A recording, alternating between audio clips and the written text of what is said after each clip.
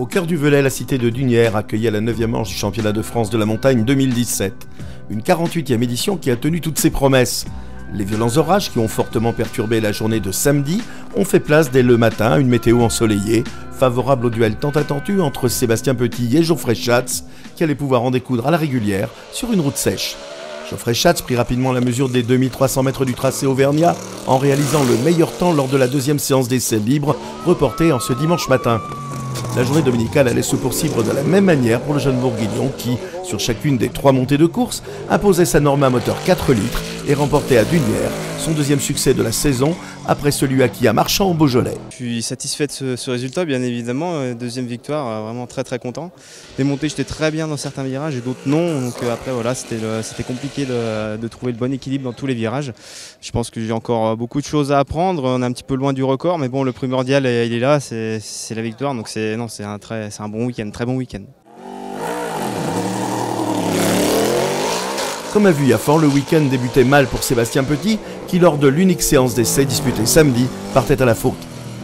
Une nouvelle fois, le team Petit Croisier Europe préparait la Norma en un temps record pour permettre à son pilote de reprendre le combat.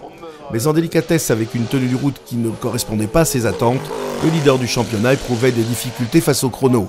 Il termine malgré tout à la 2e place, à seulement 347 millièmes du vainqueur.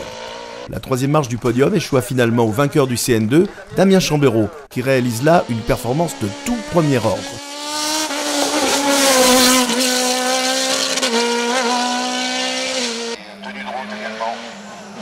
À la 4e place, on retrouve Marcel Sapin.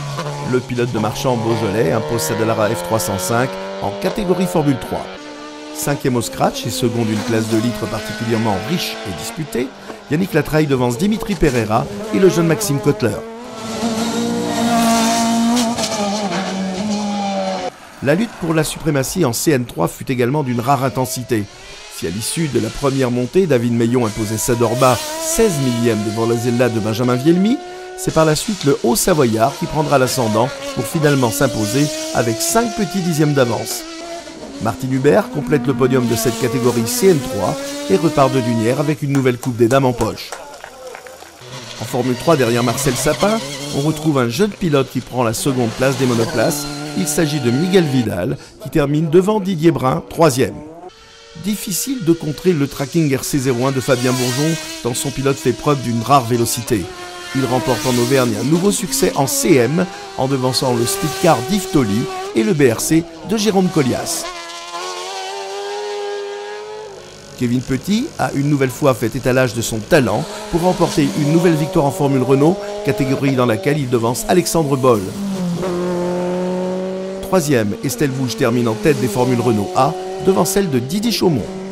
Prochain rendez-vous, les 12 et 13 août au Mont d'Or Chambon-sur-Lac pour la 10e manche du championnat de France de la montagne 2017 et 9e manche du championnat d'Europe.